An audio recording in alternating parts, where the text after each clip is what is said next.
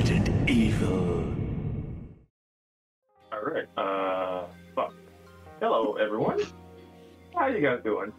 Okay, hello, everyone. My name is Immortal Brando, and today we'll be discussing the new RE drop from, what was it, Summer Games Fest, or Pac-Man event, whatever it was. My apologies for that. So, to start things off, though, I'm going to introduce my panel. I actually want to start from the top with this. AK Austin. So. Hello. I'm back again. It's only been, what, like a week or two? A year. It's glad. A year for some. I'm back. It's me, AK Austin. I'm really excited to talk about the Resident Evil news that's recently been around. But yeah, I am heavily excited. Resident Evil 4, one of my favorite games of all time. Resident Evil Village, another one of my favorite Resident Evil games of all time. I'm excited. That's all I have to say right now. Andre. Yo, it's me, Andre B. Venom, and, yeah, we got a lot of hype stuff this June, and, we are gonna be talking about Resident Evil 4 and, RE8, and I cannot wait, so this is gonna be a fun one. I'm also really hyped for this, especially the RE4 Remake, Resident Evil Village. I really enjoyed it, so can't wait to talk about it. Lady Sundari. What? No? Yes. Anyway, it's actually Lady Togan. I'm super excited to be back on yet another podcast with you all. Back to talking about Resident Evil 4 Remake again and the DLC. So I'm super pumped for this. Undead Gamer. You doing so? Well, yeah, I'm excited to be back again and talking about some new Resident Evil stuff. It's very, very exciting, and I can't wait for it to be released. And unfortunately, bring it out. You do so. Unfortunately, go screw yourself. I like how you went mute too. What the fuck? Shut up. Alright, I am here as my mic finally gets back into the equation, and I cannot wait to talk about the Village DLC and Resident Evil 4 Remake. I think it's going to be fun, and let's get right into it. Alright, I have to take an intermission here for Brandon because his mic was staticky and really low. I will answer the question that he asked here so the audience could tell what exactly is going on. He said that, how do you feel about Resident Evil Village now taking a third-person perspective over first-person with this additional new mode being added into the equation? Yeah, how do you guys feel about it being third person? So I will start off first, of course. Personally, I'm actually okay with it though, but I just hope the game's actually, was really, really built around it, because it'd be one thing, to have two modes though, but if the game wasn't built around it having third person, it could actually, potentially screw you over or break the game, So I hope Capcom did some really good testing on the third person mode. Renegade, you can go ahead and go next. Okay, so I think for more or less this is fine. This is a new perspective on the game being tested and going through it with a new camera angle, which should add a new dynamic. I know that this is going to be a lot more refined and polished than the third person mods for Village. Some people retroactively said they should have probably attempted to do this in RE7, but I mean, I'm just fine with it at least being here as a test bed for the future. One thing that I'm curious about is them attempting to put in Ethan's face, and are the cutscenes going to be changed in that regard, considering it's third person, because that shadow has to go, obviously, and it wasn't on his face in the trailer. Overall, I'm excited. And I'm just hoping that they took it to the account how the game is tested and how it plays, but they have like plenty of time to do so. So it's the same thing with Virgil as well in DMC5. They tested him, he plays great in the final product, so I'm gonna give them the benefit of the doubt and see what happens with it. And that's my turn done. All right, Undead Gaming, you want to give your take? Yeah, I mean, it goes back to, how Resident Evil's been played for so long. I definitely like the first-person perspective. It definitely brought you into the horror a little bit more. Maybe not so much an 8, but it's definitely interesting, and it'll be interesting to see how they go about doing this on something that it was originally built around. the first person angle as opposed to, going back to the 3D. I mean, it would be kind of cool for them to go back and do it on 7, but I think 7 just works really well as is. So they don't necessarily need to do that. It would be cool, but it wouldn't be necessary. And like Ren said, I just kind of hope that it's made well enough that it's not going to break anything. And then, little side note, it will be exciting to see what Ethan actually looks like. All right. I actually don't mind them putting it in third person as well. I was probably, there's quite a few people that didn't mind that it went to first person for 7 and 8, but I know there were quite a few that were really upset about it for whatever reason. And I enjoyed the first person point of view, but it is going to be kind of nice to see it and play it in third person as well. So now that we know what Ethan looks like, which we knew for a bit now, but it's going to change up the game a little bit compared to first person, obviously. So I'm really excited to replay through it again once this point of view comes out. Ender? I don't think it's actually a really bad idea bringing third person perspective, because you can just play it in a different perspective and just relive it all, just like you would with the classic Resident Evil games. Really no complaints from me about it. That's about it. Andre?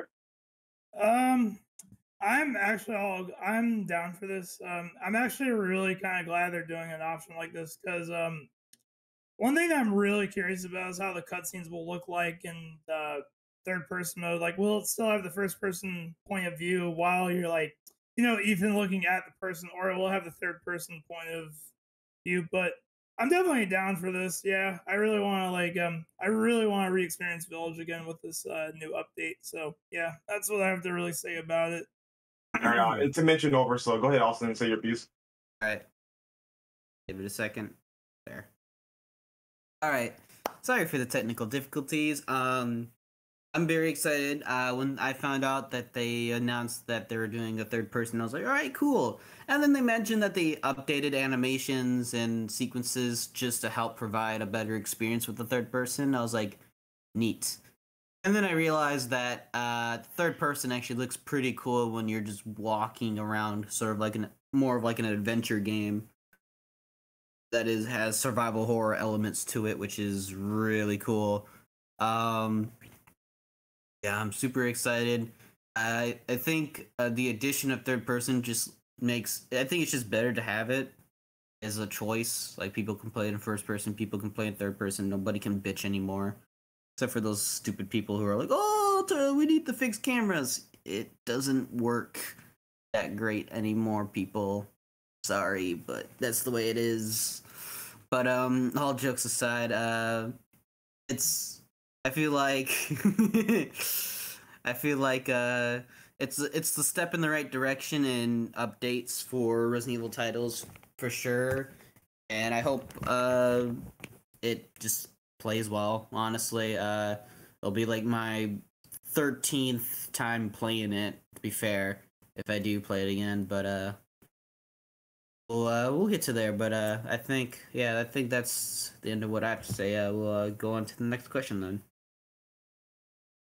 All right. Okay.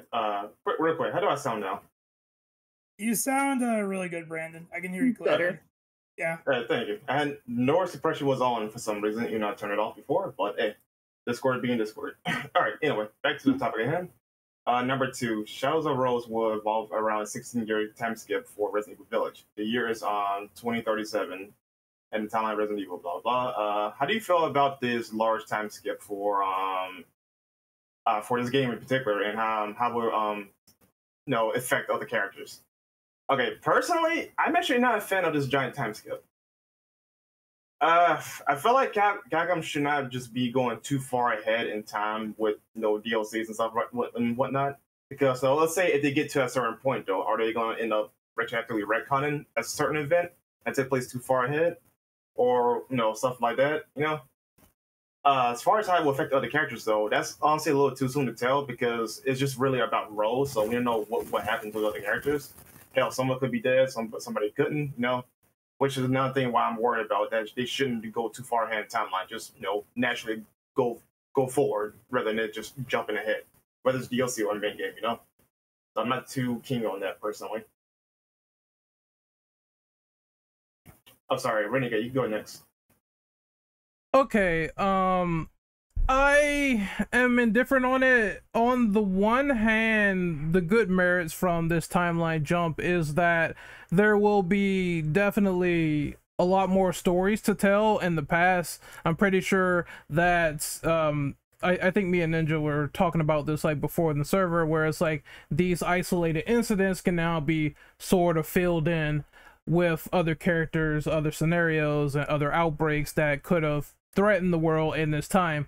On the other hand, I feel like this is sort of, jumping ahead to the point where we're kind of spoiled to these events not being as cataclysmic as the game is setting up, because the world looks fine for what it is. So whatever the case may be, Leon and Chris sort of, work together and they stopped a lot of incidents in this time period, I assume.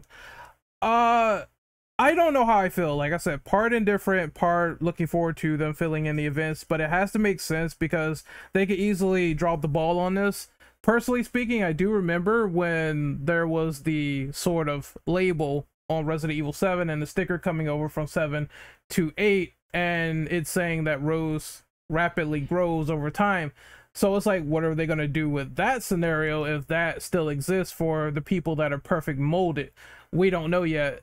Though it is an interesting premise, and it's not the first time we've seen time jumps in RE, just not one that is this massive. So I guess I want to see how this turns out the most, yet I do have some reservations about it. And that's my 2 cents on it. So I guess, you know what, I'll just go from here. Deadman, what is your thoughts on all of this timeline business? And we can pass the baton to the next person. Well, I mean, I'm still somewhat new to Resident Evil. I mean, I've been playing it for a while, but I haven't played the majority of the games, so I'm not really sure how well the time skip is going to work or hinder the expansion. Just as a general rule, though, I mean, a couple of years max is probably all you would want to do, unless you're explicitly telling a story that's supposed to be set hundreds of years in the future from your previous title, kind of like Mass Effect Andromeda. Or, if you're like playing somebody's kid, from the previous titles, kind of like if in Red Dead Redemption 1, like, if the next game had his son and it was set 9 years in the future, I mean, that would be different because it's an entirely different protagonist. But it's not, it wouldn't be like with Resident Evil, you got an outbreak that's happening all the time, basically. And so it seems like a weird move. I mean, only time can tell if it's actually going to be pulled off appropriately. But I mean, mostly right now, to me, it seems like a weird decision, but we'll just kind of have to wait and see how it plays out. That's about all I got on that. Sundere, go next. So my opinion is pretty much almost the same as yours, Brandon. I think it's really strange that it's a huge time skip in the game. So I'm curious to see exactly how it works out and the events that are going to come in the future, depending on how many Resident Evil games they end up getting, how it's going to affect how those are, and in relation to the heroes and the storyline and everything. So it's a really interesting choice. I hope it works out, obviously, but I think it was a really weird thing to do. Ender? At the moment, I'm not so sure about it, but at the same time, I don't know what they're gonna do. So it's gonna be interesting what they do. So I'm, I guess, looking forward to that. Gonna see what they have up their sleeve. Just I'm mid about it right now, but we'll have to find out. Andre? I'm very indifferent to it because I said in podcast only chat, huge time skips are very risky to pull off. Like, I think the longest a time skip should be is like 3 to 4 years max, maybe 5. Because I don't know, 16 years just feels it's a lot of time. Because at least a lot of the older RE games, like usually after like major games, it would be like 3 to 4 years. So we'll see what happens because I know it comes out around October, so we'll probably get the answers by then. But other than that, I'm pretty indifferent to the notion. All right, I guess it's my turn. It actually came to a surprise to me mostly because I was under the impression at the after in the end credits of 8, where it shows Rose going to Ethan's grave, it implied that it's only been like not the 16 years, it's been like 5 or 10 roughly. Then they confirmed it in the DLC, like, oh, it's been 16 years. So I'm more shocked and surprised more than anything, and not really feeling like any huge endearment towards it. It does mean that like a ton of our characters at this current timeline are like should be having their senior citizen rights for sure, which is a funny thought. Like Barry's probably like in his 70s, maybe 80s. I remember somebody put a spreadsheet of the years that each character should be, and like Barry was definitely like he's definitely he doesn't have it anymore. But I think that they're trying to open up kind of like the future of Resident Evil in a bit with Rose. So I'm quite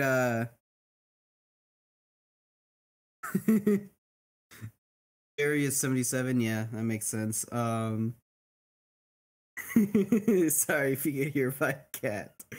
He keeps calling me, sorry. Yeah, I'm very excited. The 16 years is very surprising. I don't hate it. I'm more interested in what they're going to do with it more than anything, but that's about as much as I can say, so we can go on to the next question now. All right, I'll read that off. So this is question number 3. Well, how do you think RE9 will go with this direction? Do you think that Rose will lose her powers in the Shadows of Rose DLC or not? Losing her powers is the main goal of the DLC. So I'll go first. I don't quite know. I think one of the most interesting comparisons so far is that when Rose dove into her mind, she sees a doppelganger there, and people compared this to what is it, Little Hope with Resident Evil Revelations 2 and the whole Natalia double twin thing. So I think that is kind of cool, but in terms of losing her powers, no, because if this whole trilogy is set up to be about the Winters family, then that means that the next game has to be about her in some way with these powers, what they do. And I don't think the full extent of the DLC will answer every question. I do think that eventually Capcom will leave on some cliffhanger.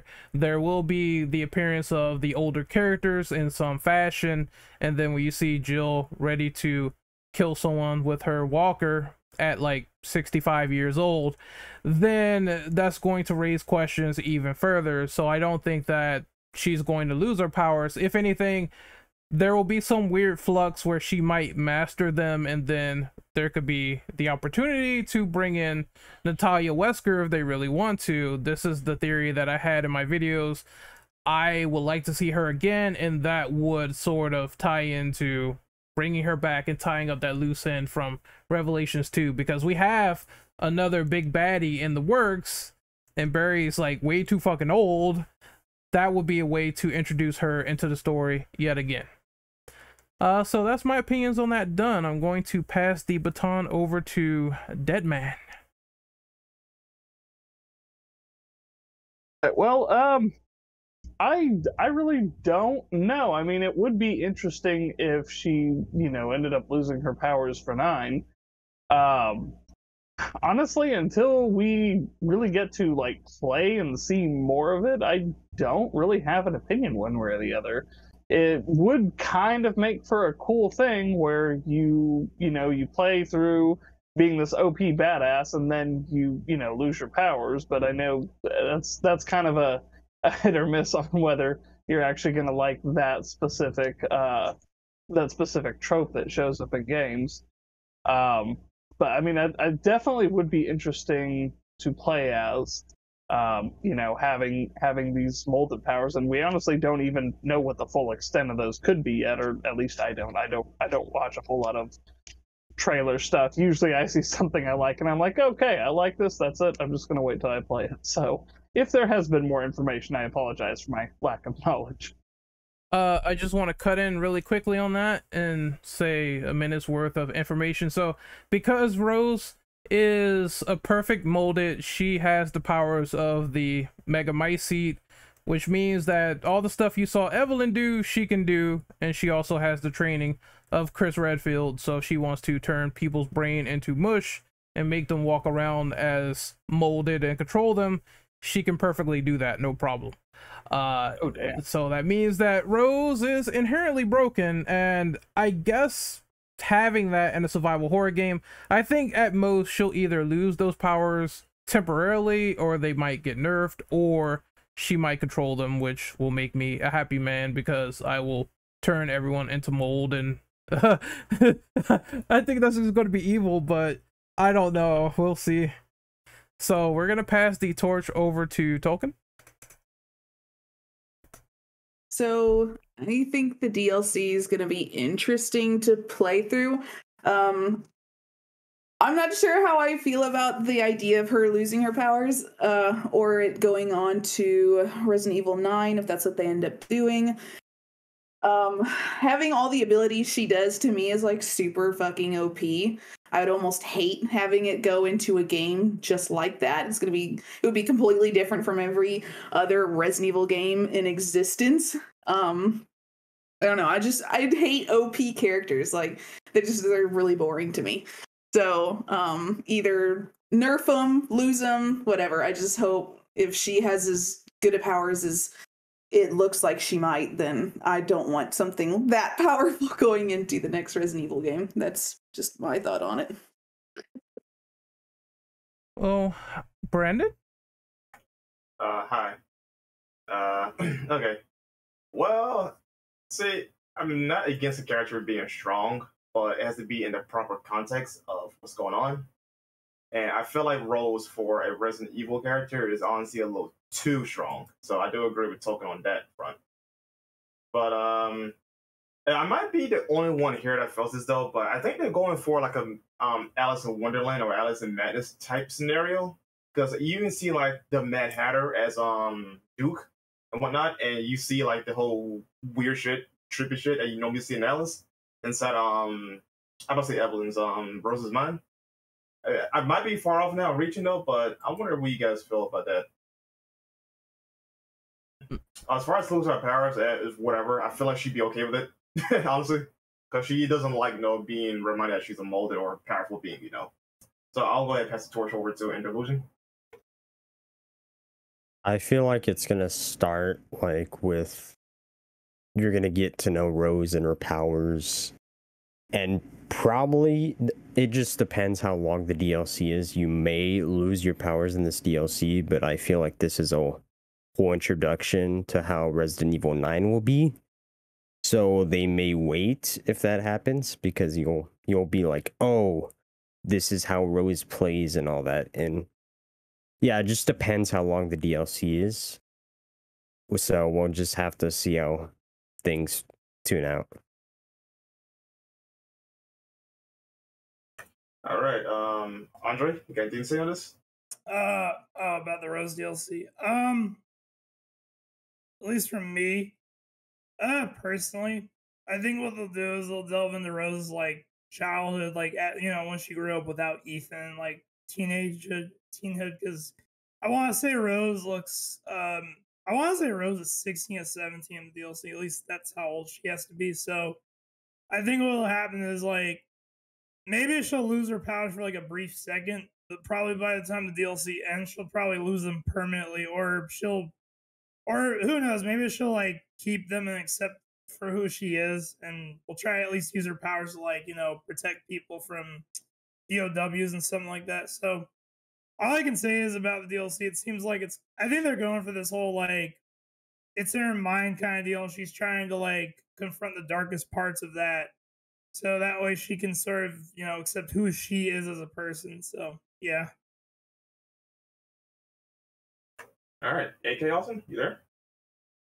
Yep, I am here. I'm just trying to manage some problems I have at the moment.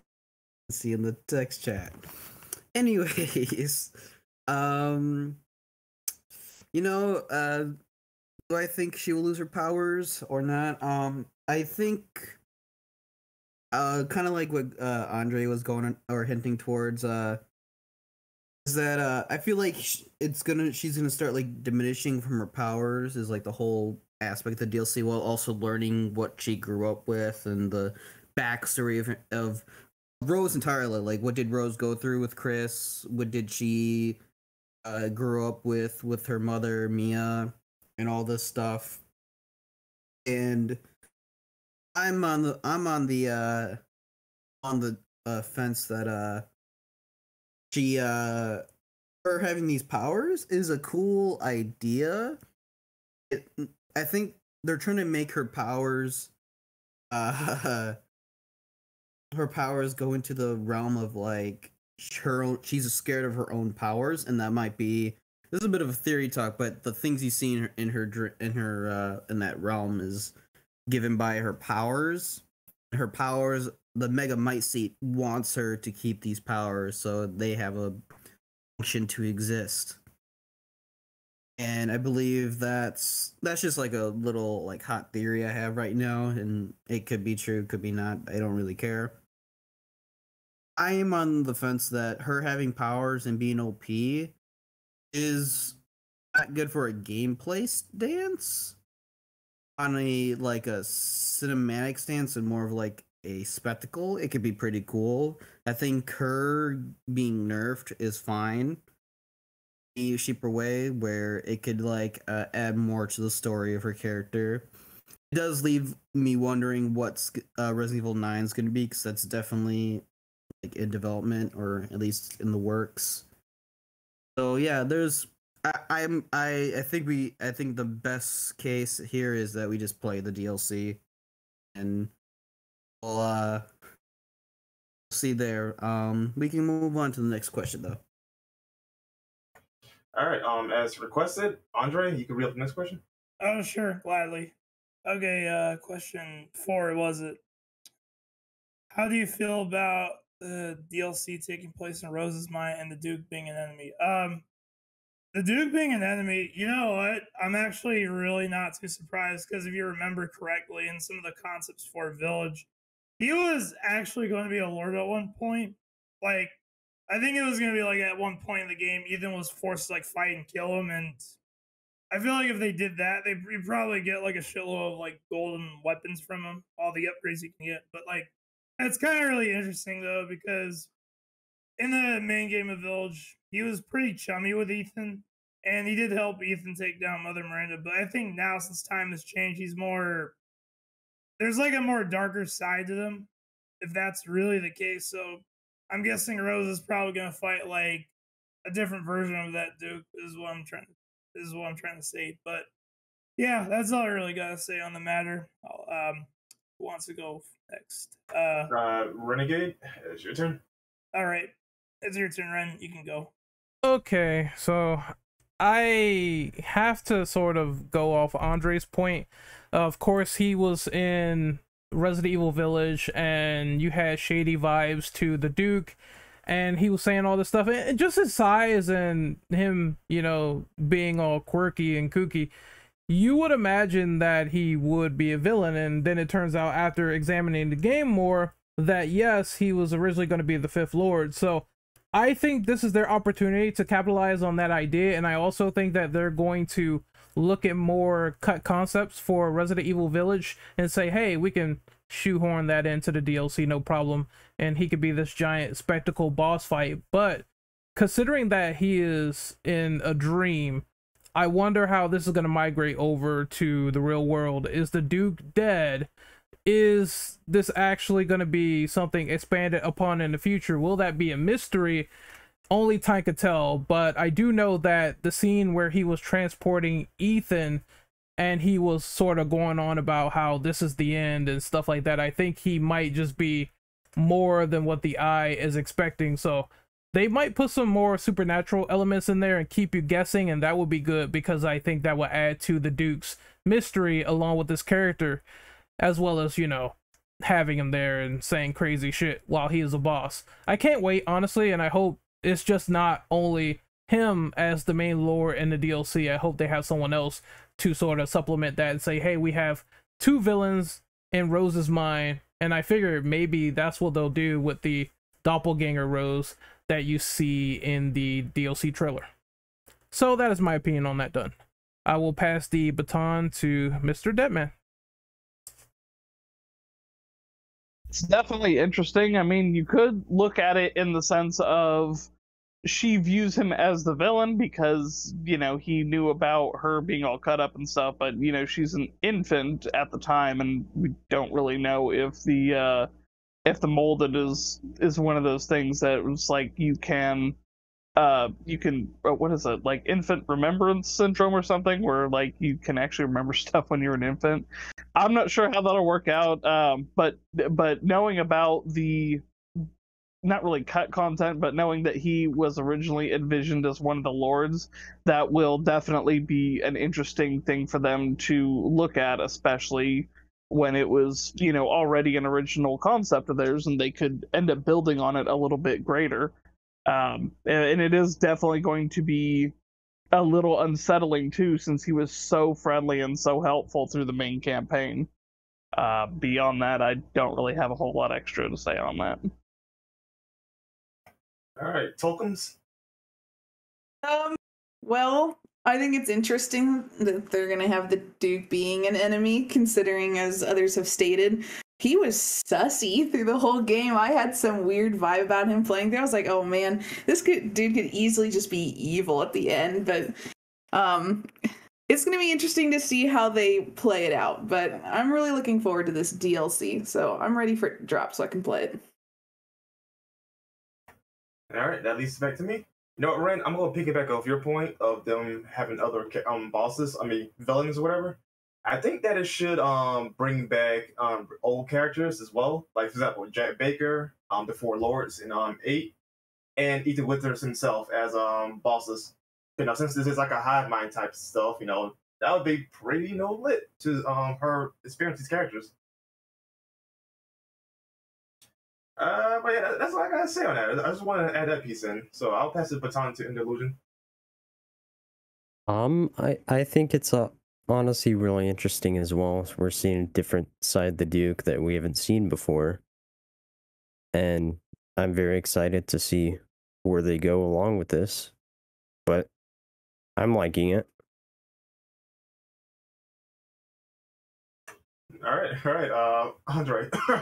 Go ahead, say your piece. Well, you already went. I'm sorry. Yeah, I went already. Yeah. Austin. It's my turn. Because it says you have. But how do you feel about the DLC taking place in Rose's mind? The Duke being an enemy. Yeah. What I have to say about that is that I kind of when I first saw it, I was like, yeah, this is a lot of her mind playing tricks on her. Essentially, this is like the mold and the megamycetes in her mind, having this twisted fantasy world of like Lady D's castle, which is also remade as it looks like as well. The Duke being an enemy, I posted in the chat, but the theory I have, like a couple people here might agree as well, is that it's like an evil version of the Duke that's not really the Duke. It's just a reused concept that they had before, where the Duke was going to be a lord, which makes sense. Like, using concept that was kind of interesting, but they kind of just scrapped it.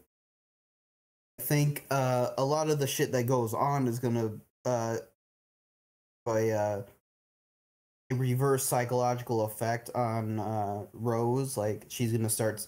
You probably might see stuff that like, oh, this is a good person, but they're actually evil in this realm.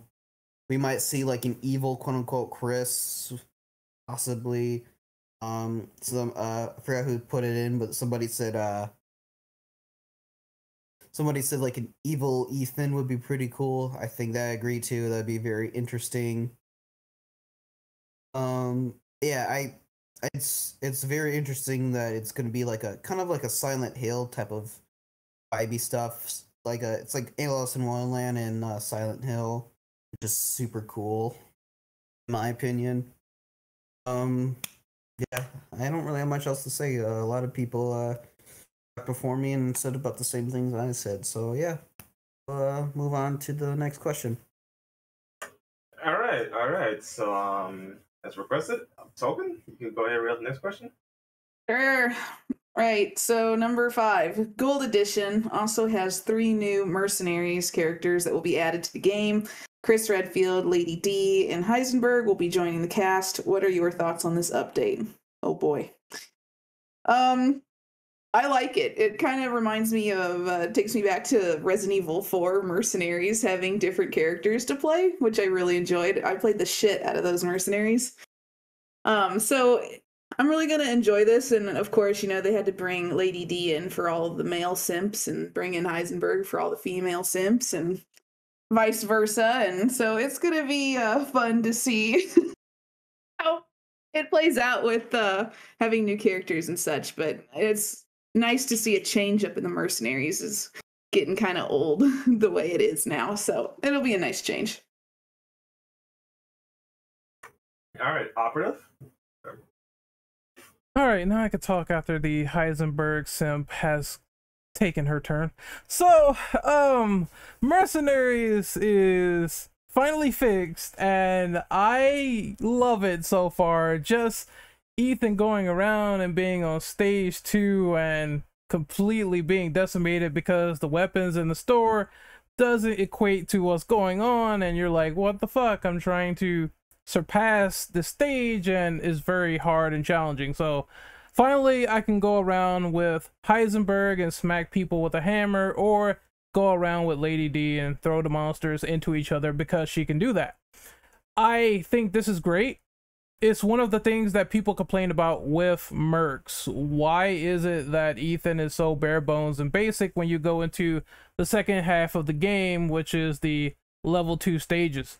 So hopefully their abilities are definitely overpowered to handle all of this suffering going on in Mercenaries, and I think it'll make the trophy to get the cowboy trophy, whatever they call it, is going to be a lot more easier that way. I like Chris. I'll be using him too, and Falcon punching boulders and everything, so I can't wait for that. Now I'm going to pass the baton over to the next person, which is Brandon. Have you gone yet?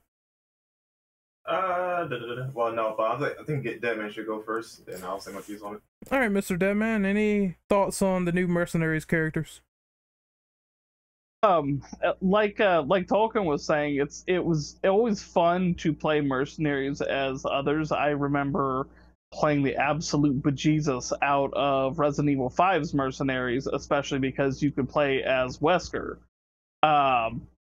And just being able to not only play as other characters, but other characters that isn't just, hey, you are playing as another character, but, you know, still plays the same.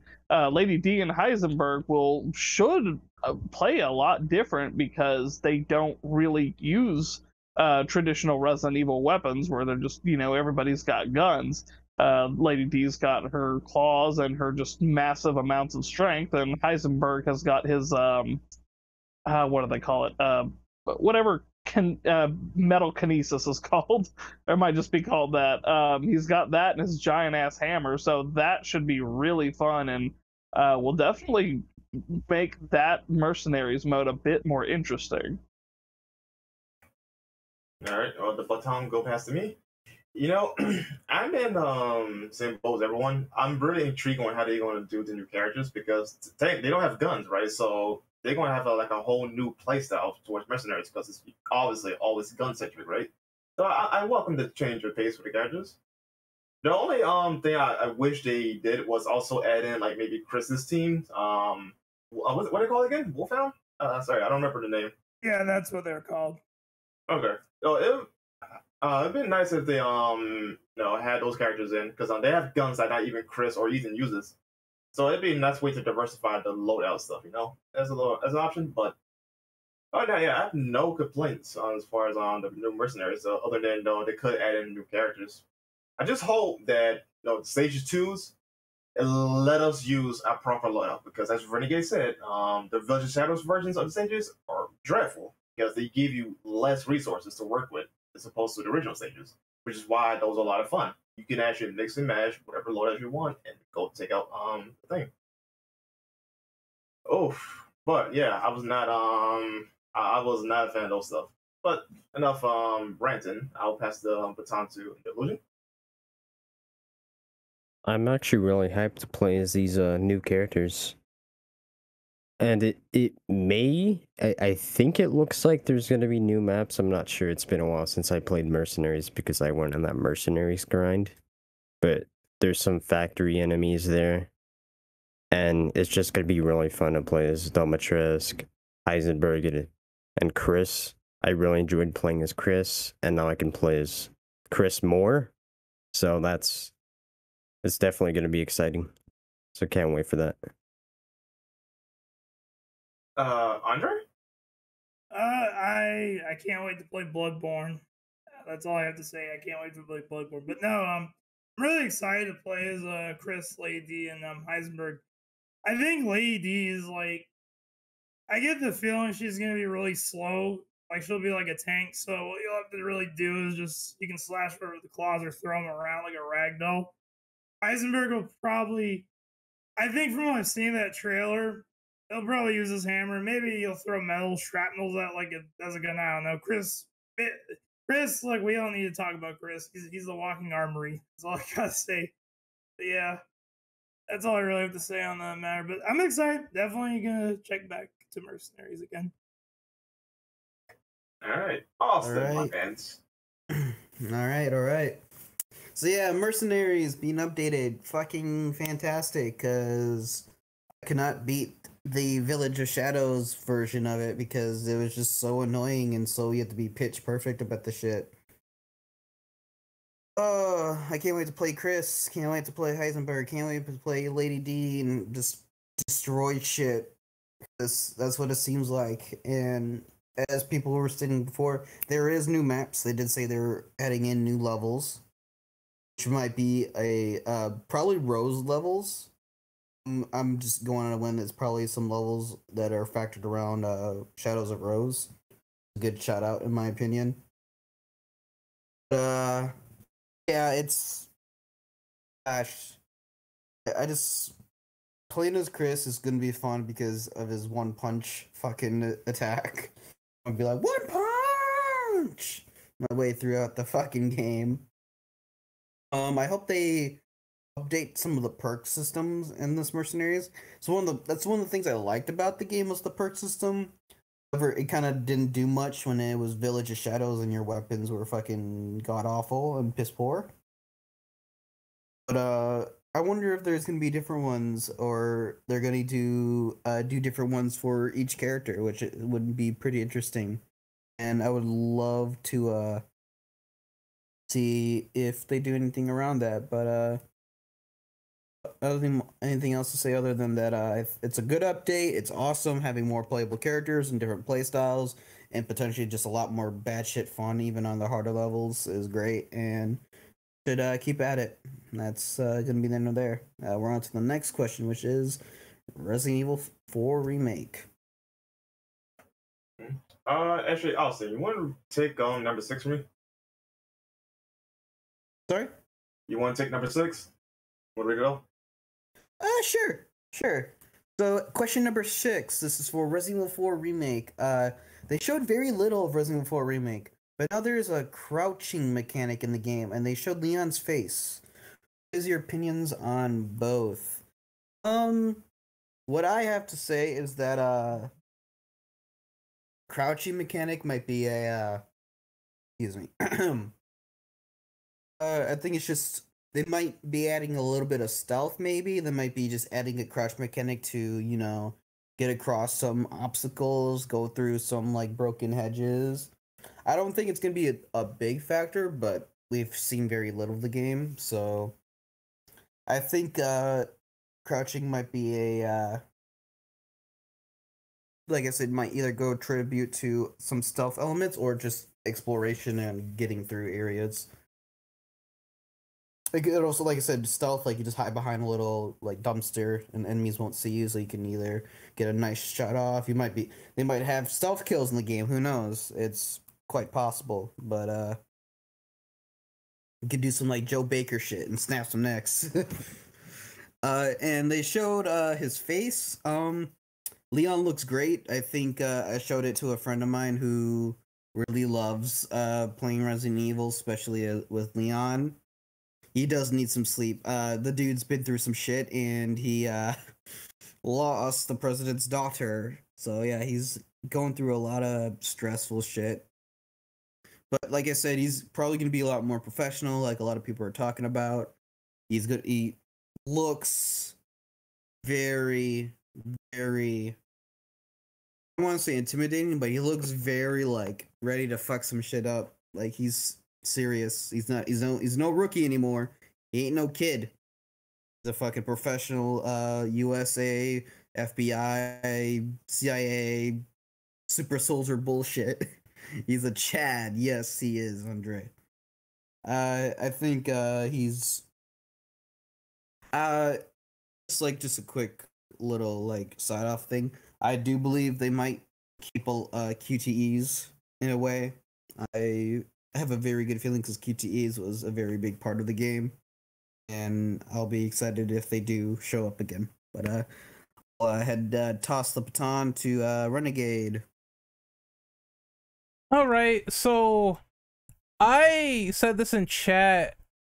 This crouch button reminds me of Evil Within 2, I'm not gonna lie, where you can go around and sneak up on the enemies. Hopefully you can do that in this game. I want to see some takedowns. That will be one way to compensate if they decide, hey, we're not gonna have melee, but Leon will be able to do suplex city on this guy when his back is turned. I'm not sure though that this is going to work in certain sections of the game, because you're going to be escorting Ashley around. Are they going to do an update to her? And that's the next question that we're going to talk about, because it's going to be quite hard with hordes of enemies. But I would like to see some stealth involved. Maybe if they do it right, it's dynamic. Sometimes you fight, sometimes you flight. So I think that would be the best solution. As for Leon's face and his appearance and stuff like that, his hair is definitely longer. He looks a lot more tired. I know people were complaining about this, saying he doesn't look any different, but to me he does. He definitely looks older, sharper. The image with him and the silver ghost is fucking awesome. They released that too in the video when they were showing RE4, and it just looks so dope and detailed that I cannot wait to get my hands on it. I'm keeping that handgun for the entire game and no one will stop me. I think that it's also interesting that they're putting in stealth, and maybe this is an opportunity to fix Island, because in the Island for the original it was a shooting gallery. So maybe you have to take another approach, sneak into the complex and get the drop on the guards before they get the drop on you, and things will be much harder that way. I think that would be one way to compensate while making that section tense, as well as doing the same for Krauser. We had a discussion about that in chat where it's like, imagine Rambo hunting you in this game and you don't know where he is around the corner. They could put something like a small dense jungle, and that would make his section different as well as interesting and intimidating. And I hope that's the way they go, because I want to be scared of a human enemy for once in this game. So that is my opinion done, and I'm going to pass the baton to Token. Okay.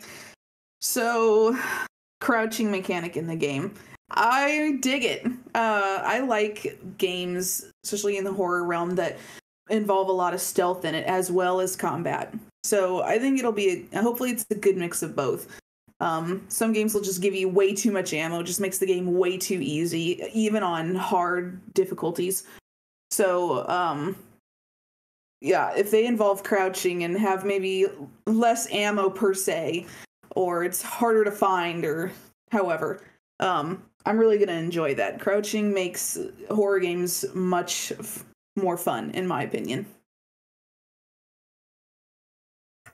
All right, actually, I'm gonna go next now. Let that man go. I'm actually okay with crouching being in it because it gives us more, traversal and other more options to, play around in the RE sandbox. In other words, though, this should actually take into account of how Revelations 2 works, which, by the way, I think the director of that game is also working on this. So I think Rev 2 is going to have a lot of influence on Resident Evil 4 itself. Okay, as far as the Leon's face, though, the man needs some sleep. Like, he needs some Tylenol, something, put his ass to sleep, man. He needs it. But yeah, the images they came out, especially with the gun, like Renegade on it, like, those images are raw as fuck. I love those dude. Like, I'm glad they're keeping the sense of style for Resident Evil 4. And that's the big thing that gets me attracted to it, the sense of style. The game looks amazing. But that's all I gotta add. So I'm going to pass the baton to Deadman. I can say I like the crouching mechanic. Like Ren was saying, I really got some Evil Within vibes from that. Kind of hoping, Resident Evil 4 is, it is kind of linear and it kind of isn't.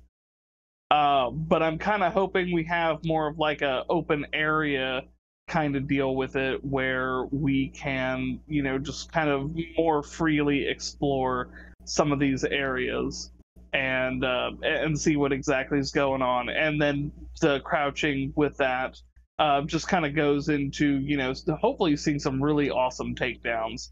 Because not gonna lie, that would be friggin' cool, especially if you learn the map good enough, or even if you got lucky and you managed to execute Chainsaw Man, Dr. Salvador, before he ever even got near you with that damn chainsaw. And his face looks great. I mean, it definitely looks like they are using the RE engine to the fullest, and they're taking the model that they had from 2, making him older, since obviously it's set a few years later, making him older and just making him look so fucking tired. He is tired of dealing with Umbrella shit and all the shit they've caused, and he just wants to go home and go to bed. So we just need to go get Ashley, go home, and sleep for like 3 weeks straight. All right, Ender, go ahead, say your piece. I'm actually really digging the crouching. When I first saw the crouching, I'm like, wow, this looks smooth, but I'm not. They might implement some stealth, but I don't really see it. I don't know. Who knows, though? We'll have to see how freaking RE4 Remake turns out. And I'm really liking Leon's face. You can definitely see how it's been rough on him. All the things he's done. He's definitely looking much better. Not that he looked bad before, but I'm digging it for Resident Evil 4 vibes. If you get what I'm saying.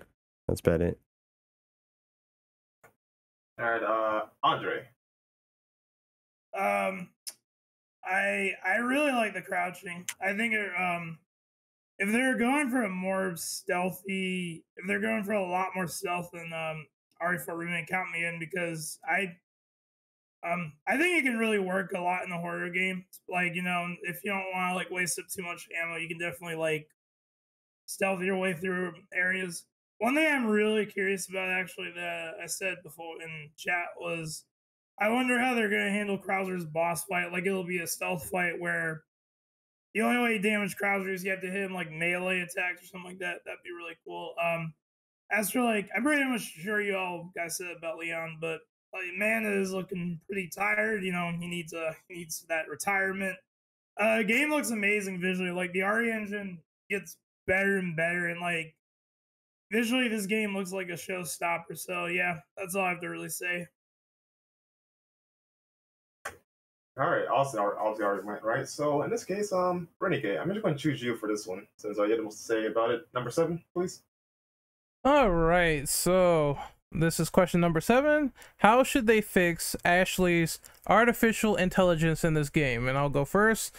I think there's a variety of things they could do, namely, I don't want Ashley to go around like a fucking moron and, you know, stand there while I'm shooting bullets and then she pokes her head up and I shoot her in the face. I think there should be some dynamics involved. I think we brought up the conversation on the last podcast about her throwing rocks and her having like some sort of defensive mechanic so she's not always getting apprehended 24/7. I also think that maybe they could put in a situation where she could also like get stuff off Leon, and I think people said that she could even use a gun. I don't know about the gun use, but I think Leon teaching her how to use her weapons and get a little bit more situated to the environment would be really grateful. One thing that I cited was Last of Us, where Ellie can help out Joel in these situations and you could just get out of a bind once the AI knows what they're doing, but they can still get apprehended, they can still get caught, and that brings in the tension. They're not completely invisible. So I believe that they could do some elements like that where instead of her being entirely useless, she would be helpful to the environment, maybe get you health, supplies, stuff like that. That's all I really need. She doesn't have to go super gung-ho into every situation, and I do want them to refine the fact that if there's going to be stealth in this game, please hide somewhere reasonable while I deal with 30 villagers, and they're everywhere.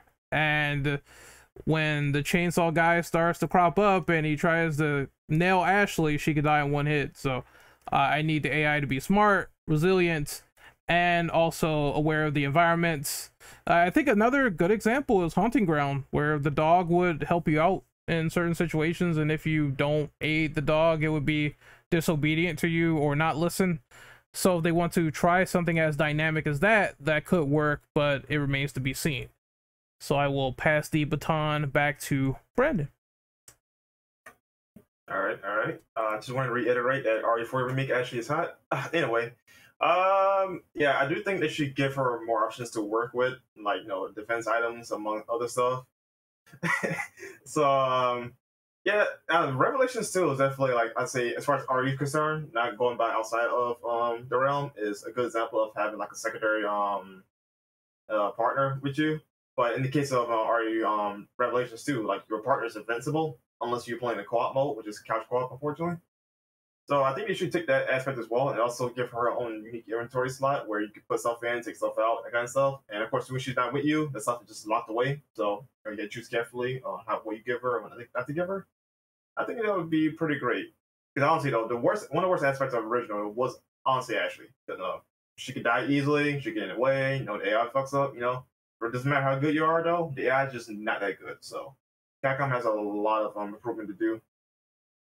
And with that, though, I'm actually going to pass it over to Undead. Well, I personally never had that much issues with Ashley. Pretty much any place that had a dumpster in there, I'd always tell it to just wait in there until I was done doing whatever. But whenever that wasn't an option, she was always kind of a dope.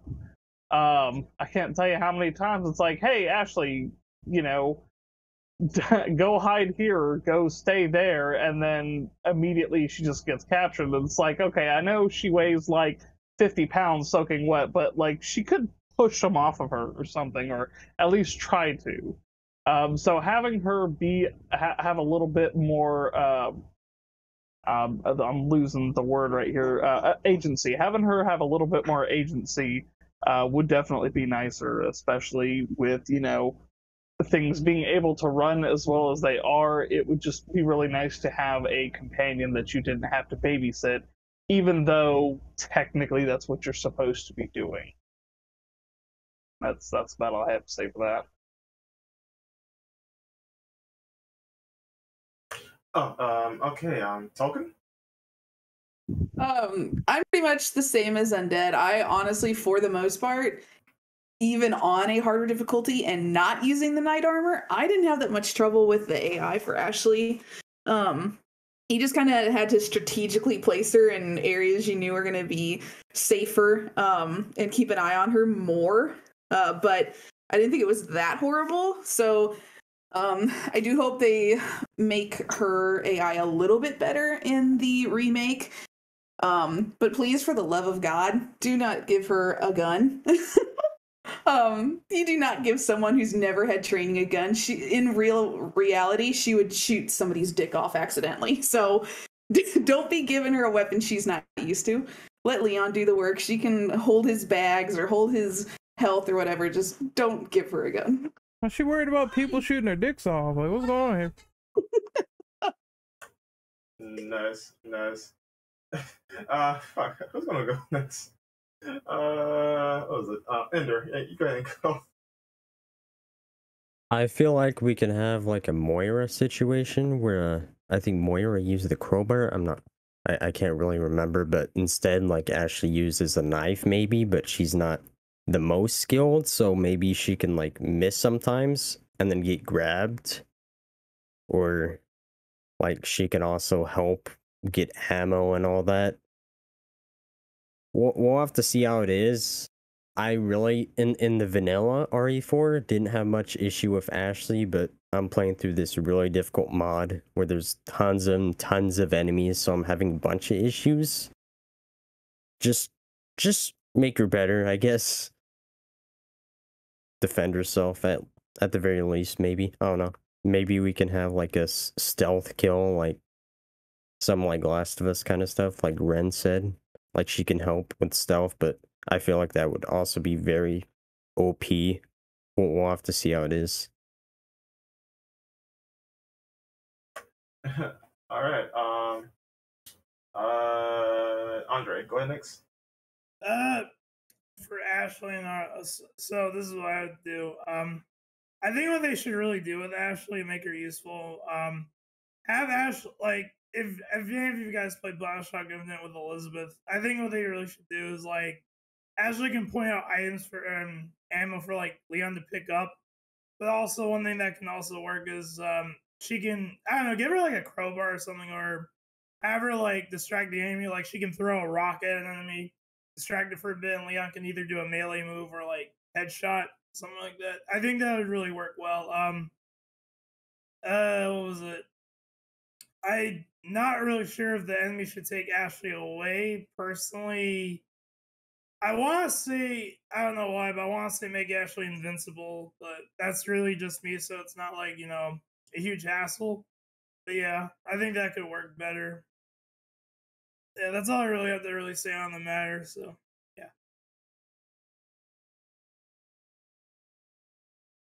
Austin? Yep. Alright, so what I think what they should do with Ashley's AI, I think a really good thing they'll do, and I know some people might have a very similar structure. I think that what they should do is that when you meet Ashley, she sucks. She is a civilian essentially. She can't really do much other than run or hide. But I think throughout the game, she like watches and observes Leon, and slowly her AI slowly adapts and gets better to where she knows where to hide instead of Leon asking her. She helps find items, kind of like a Moira situation with the flashlight, or Rev 2.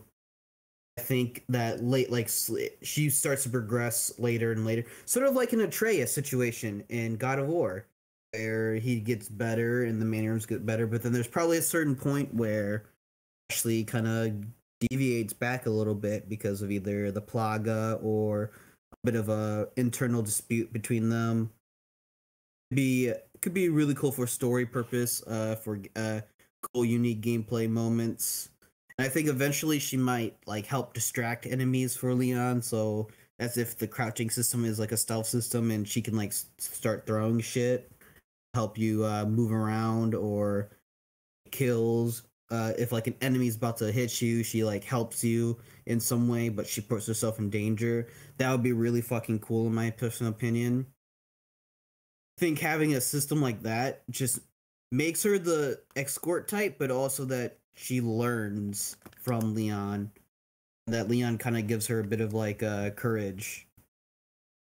And I believe that's like the best, in my personal opinion, I think that's the best way to take the original Ashley AI, expand it, upgrade it, and have it be like she sucks at first, but then through watching Leon and understanding the progress that he does and what she is able to do, she learns how to help, how to not get in his way, and how to just stay away or be a good distraction when she needs to, or create a distraction when she needs to, for Leon to accomplish his goal in this current situation. That is probably the best way, in my personal opinion, that they could do that, because it just makes sense that she's not a stupid fucking robot. Make her more of a human being where they learn that they could do something. They learn that they can help, and then maybe in the story that Leon might gives her a knife or gives her a weapon that she can use to either help defend herself. If Leon maybe gets grabbed, there's a chance that she'll run up and fucking shank a bitch just to get him off Leon. That'd be really fucking cool. I think that's actually a really good way to make a very interesting co-op partner in a way, where you defend them at first and then eventually they start helping you. It's like the best way I think they could do this. I think that's all I really have to say, is that just make her a companion that eventually gets better, in like an Atreus situation in God of War. Super, super good. In my opinion, I think it's a lot more engaging. It fleshes out her character. It doesn't make her the stupid escort trope. It is, and they're already making her a lot better just with her design. I think her design is very cute, but it's also very attractive for her age. She's super cutesy, but then her cutesy might change because of the experiences she's going through. I'm pretty sure that what happens. Who knows? Maybe when eventually when Lewis dies, Leon's like, here, Lewis would want you to have his red 9 or some shit like that. It'd be pretty funny, but I won't be dragging on too much here. Just I think there is a lot to be said about the AI and what they could potentially do with it. But let's move on to our bonus question then. Okay. Oh Lord. Yeah, I'm having technical difficulties all night, man. Yay. So number 8, I'm just gonna read this one off personally. Describe your thoughts on the Resident Evil 2, 3, 7 enhanced ports if you play them. Okay, I must actually start with the PC versions because okay, so Capcom had the bright idea of removing the DirectX 11 versions of the games, or at least that option. So unfortunately though, the new ports are honestly not that great if you're on a lower end computer, or even mid-range, to be quite honest though, because I'm technically mid-range, and the Resident Evil 2 on particular was garbage. Like, the game was stuck in 22 FPS throughout most of the game when I tried to play it, and it was unplayable for me. For Resident Evil 3, it ran at 60 FPS though, but it was dropped down to 40. So it was not consistent enough. I haven't played 7 because I don't own that one on Steam personally, so I can't get my opinion on that one. But in 2 and 3, they were dreadful to play for my specifications of the PC. Now, thankfully though, Capcom reversed the decision and added in their the DirectX 11 version of the game, so now they're playable for me now, and I can use my mods again, because apparently then you can't mod the new versions. I'm not sure how true that is or not. I haven't tried it personally. But that being said, yeah, sure, it's okay. That being said, the PS5 and technically the Series X versions, I played those, all of them, beating them 7, like I think 3 times. Resident Evil 2 and 3 once. I must say though, 3 was the one that surprised me the most. I think that looks the best with this ray tracing. It ran pretty solid though. Even if there was like minor frame dips, I didn't notice a lot of them personally, unless the game got really busy. So overall though, the ports on consoles are really good, and I strongly recommend that you actually play those over the PS4 versions and the Xbox Ones. They're really solid ports. Just note too, if you play on Series S and when you use ray tracing, the game will lock at 30 FPS. So keep that in mind if you want to play the game at its original frame rate, which is 60. That being said, I'm gonna pass it on to who has played the ports. I know Andre has. Anyone else? I played a bit. Played a bit. I have not played any, so I'm out. Okay, Oh, so you it's bad only the PC. Ender. It's only Ender and Andre, right? So Ender, Yeah. I'll let you go next.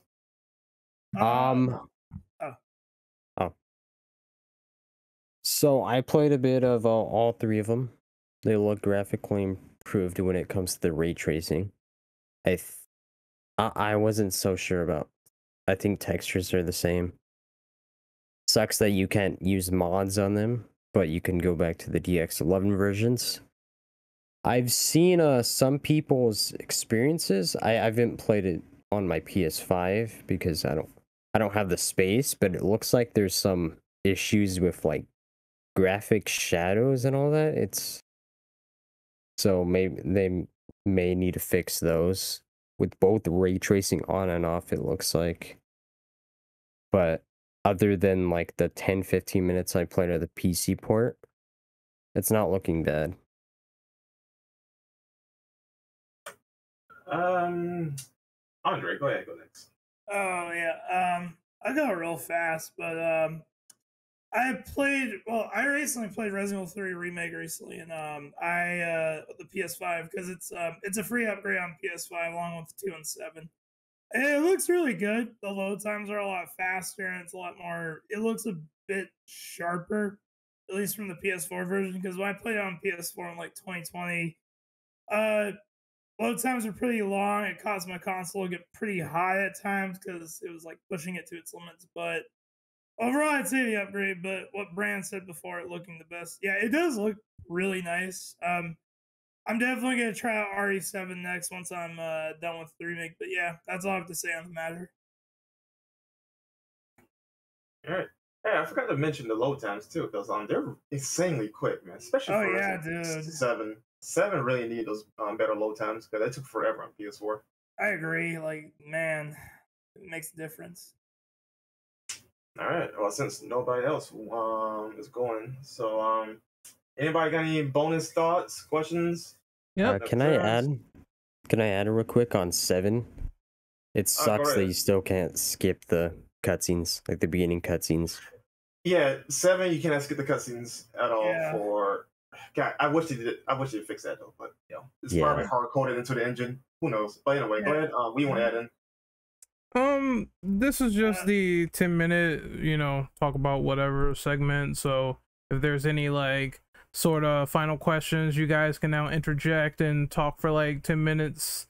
I don't know if I had a point and then I forgot that I was gonna add it, so I'll let you guys go. And was it about the Alice in Wonderland? Because I did brought that up. Oh, that was save it for later. That was cool. I guess if they did that, that would be more equivalent to the fairy tale storytelling that was in the original Village of Shadows book. So I guess maybe that could add some more foreshadowing and premonitions to the storyline. Mm-hmm. American McGee's Resident Evil, I guess. Yeah, essentially. Yeah. What was it? But I'm just really curious. This is for RE4. I'm actually really curious on how they'll handle Lewis's role. Like, will they go in detail with like his past in the Remake 4? Possibly. With, like, I just want him to be playable, honestly. Yes. I feel like I got robbed of Lewis, man. He's not even a playable character in Mercenaries. Yeah. Man. Come on. He's such a cool character. He deserved a lot better. Same with a lot of the other characters in the series. Carlos Sheva. Well, at least they were playable. But you don't play as Lewis. Yeah. So I hope that changes. Mercenaries. Let's do it. Oh yeah. Fun fact: Brandon Lewis is the same voice actor as Spider-Man from the. Well, it was one of the PS1 Spider-Man game. Yeah. Yeah. He was Reno Romano. That's his name. Yep, Reno Romani. That also Batman, the Batman WB show. So that's a little fun factoid for today. I think I said in chat, if Lewis just dies this time and he gives Leon his gun, I think that would be more of a emotional moment. So I hope that's actually in the game. Oh, I'll be fine with that. In fact, though, they should do the thing where in the original, you remember if you do all the blue medallions, you get the was it the blacktail, but you get an upgraded one. The instead of Punisher. Punisher, yeah, that's what. Thank you. So I think they should do that as well for those guns. If you pick it up, or instead of buying it though, if you get it off him, you'll get a more custom version of the gun, which just has like a few maybe specs over than stock one. That way, it give you a head start. I think that'd be a neat idea. Yeah, it means that it'll be like a different gun. I think what is it? Fuck. The Magnum, the Colt Python in Remake 1, it was way different with the one that you could get from the graveyard as opposed to the one you could get off Barry as well. Yeah, there's different ammunition, which I forgot the ammo type. I know one of them is a 40 cal. I think that's Barry's guns. Mm-hmm. He uses like a Smith & Wesson 40. Yeah, so there's that. Okay, so any more thoughts, opinions, questions, answers? Ben? I'm excited for the games, that's for sure. Yeah, Token? yeah, pretty much same. I'm just excited for the game to finally come out. It feels like we've been waiting about a decade. I'll be a fucking granny by the time it actually comes out. You already are 100. Oh, piss off. I'm gonna feel old when freaking the last part of Final Fantasy VII Remake comes out. But You feel old, man. By the time that happened, I'd be 30. Same, I'll be 30 by then. That's gonna be I'll even be- longer wait. You're like, I'll damn. be like 20. I'll be 27, I think, when the last part comes out. Fuck. Oh. I think they said it would take me like maybe 1 or 2 more years, so it won't take that long. I'll be like 25 to 27 when the last one comes out. Yeah. Wow, the wait. Yeah. You got Ren that's 42, Token that's 38 or whatever. So Stop! Yeah, people. Stop! Stop! No! Look, Stop! spoilers. You're breaking me. Spoil- Stop it! We're from Boston now. Instead of Dream, spoilers, instead of Dream Daddy, she's gonna be Dream Grandma in a minute. Fuck off, Ren! Jesus. Dream enough.